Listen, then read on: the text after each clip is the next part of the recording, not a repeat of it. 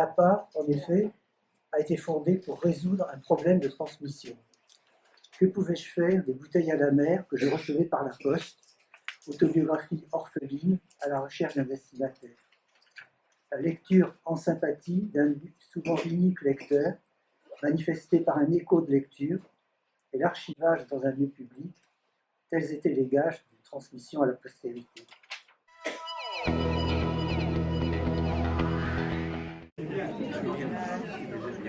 Il faudra fermer de toute façon.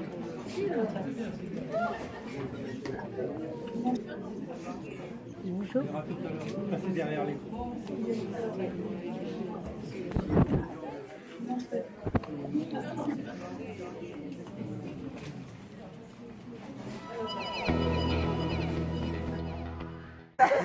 C'était très convivial, donc le cadre était très important. C'était un petit groupe, ce qui est quand même aussi, ce qui est très bien aussi.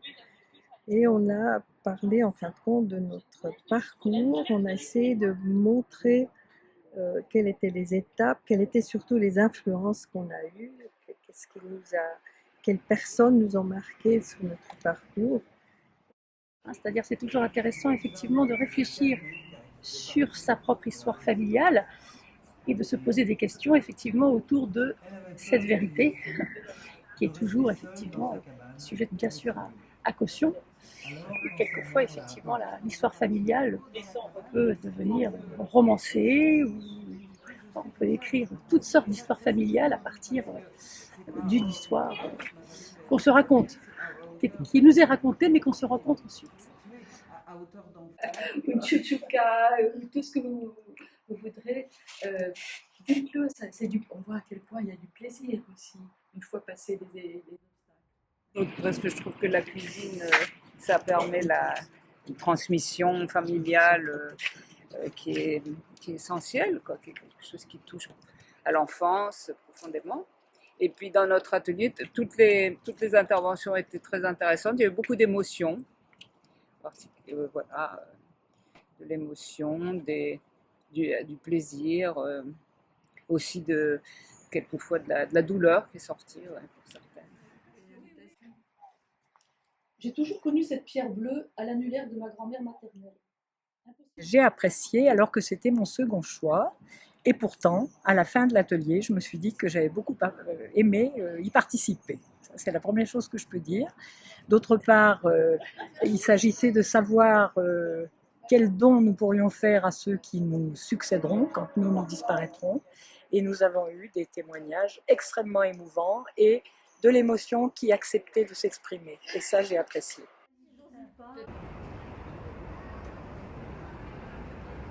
Comme ça, on voit nous. Vas-y. Moi, c'est une double. Alors moi, c'est l'idée du double, de deux. Voilà, le blanc et le noir. Quelle bonne idée. J'ai pas terminé, bien sûr, mais j'ai fait mon cette idée-là. Voilà. Et puis là, du coup, il y avait l'identité toujours, mais en double. Ouais. C'est-à-dire, voilà. Mais bon, j'ai pas... Voilà, c'est bon. Involontairement, C'est politique. ça... On ne voit plus.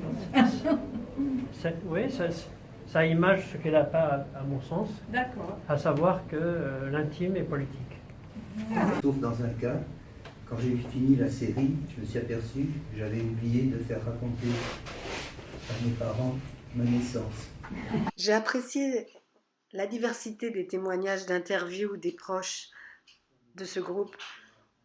Ça met en lumière que c'est une approche délicate qui doit être adaptée à chaque situation familiale.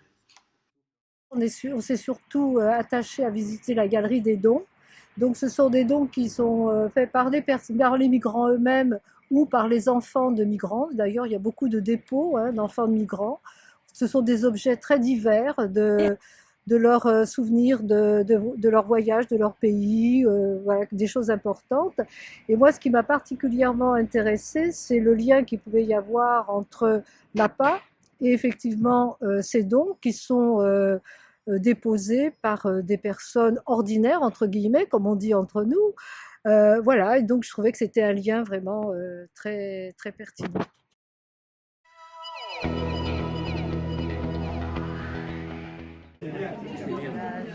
Il faudra fermer de toute façon pour le film. Bonjour.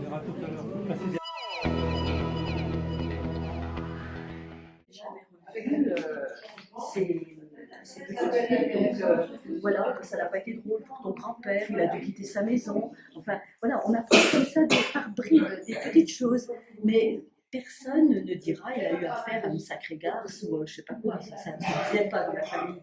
Mais après, on finit par se dire quand même. Voilà. Moi, j'ai remarqué, j'ai aussi lu des textes dans tous les sens, mais il y en a beaucoup, c'est un peu le même thème, un peu répétitif. Je ne sais pas si c'est la même chose pour vous. Alors, est-ce qu'il faut justement... Je suggère de les mettre tous ensemble, ceux qui sont prêts, qui font une répétition, et de les lire. Je n'ai pas réfléchi à ça, mais de les lire et de voir ce qu'il faut enlever, ceux qui peuvent réintégrer pour faire quelque chose de plus complet. À mon avis, c'est probablement dans Les deux clients de la part, il y en a un qui est là.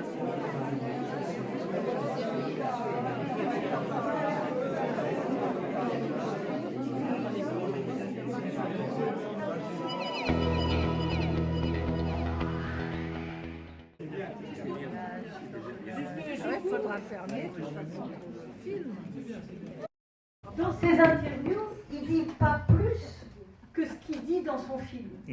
Mais il est très très riche. Bon, et par exemple, ce rôle de l'image, et que effectivement l'image redonne vie.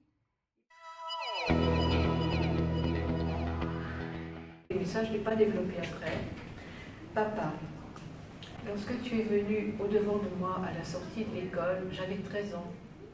Tu t'es effondré dans mes bras. Alors c'est qu'à partir de l'inventaire de mes sensations, de mes souvenirs, j'ai pu trouver un fil qui me relie à un objet de l'enfance qui a eu une grande importance finalement, et même une influence déterminante sur mes goûts. Et superficielle. Leurs enfants craignent une moquerie éventuelle. Pourquoi? Je ne savais pas trop où je mettais les pieds, j'étais juste sur la phrase qui annonçait d'un poète georgien. Et du coup, c'était un atelier d'écriture sur le don, au sens large, le don, le donataire, le donateur, on peut même extrapoler abandon, contre-don, je ne sais pas. Et il y a eu des textes assez autobiographiques et une belle découverte de ce poète georgien. Maillons mornés et mal aimés, emmêlés au réel en sommeil, les marmites sont salées. C'est un atelier créatif présentant l'intérêt de combiner plusieurs entrées, bien entendu l'écriture, mais pas seulement, des images, des photos, des recettes de cuisine, des choses de la vie concrète et des enregistrements audio. Il peut aussi déboucher sur des jeux, genre Memory, jeux de cette famille, et autres productions très concrètes. Nous travaillons avec l'archiviste cantonal. Ce qui était très intéressant, c'était à la fois l'exemple du travail fourni par Francis Fornereau comme exécutrice testamentaire littéraire de Alice Riva, et puis toutes les idées que ça a pu nous donner pour le traitement de nos propres papiers orphelins dans nos archives privées. Et on a échangé sur des pistes françaises à la fin. C'était ce que je cherchais. Et voilà qu'il me faut revenir sur mes bonnes résolutions. Écris-moi 2 fois par semaine, ami, pour que j'aie au moins une lettre jeudi et une lettre dimanche. Nicolas chéri, dans cette nuit interminable, je ne savais plus s'il était 6 heures ou 15 heures, ou peut-être seulement le 12, à moins que ce ne soit déjà le cas. Si tu savais, il a enfin osé, sous une pluie d'orage, dans la forêt de Chantilly, oser m'embrasser, tu entends? Et partout me caresser. Je n'en ai pas eu. Les textes étaient extrêmement intéressants et le fait qu'il y en ait eu trop était intéressant sur le plan expérimental parce que ça donnait un échantillonnage un petit peu ce qu'on peut trouver dans le fond de l'appât sur un thème précis. C'était une visite sympathique parce que atypique.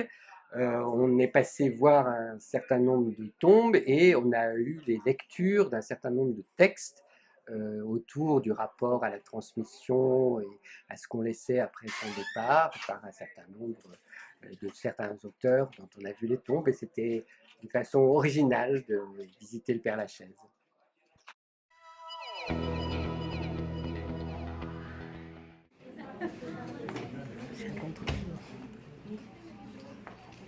Beau succès pour ces journées de l'autobiographie, qui ont réuni plus de 100 adhérents venus de toute la France pour se ressourcer, pour s'informer, réfléchir, témoigner, échanger, écrire en atelier, dans un climat joyeux et convivial où chacun est sensible à la façon dont les choses se sont passées, avec beaucoup de gentillesse, d'écoute des autres aussi. Et ça, c'est plus qu'appréciable. Oui, mais il ne fallait pas le dire, il fallait venir. Si c'est archivé, on passe en fait dans...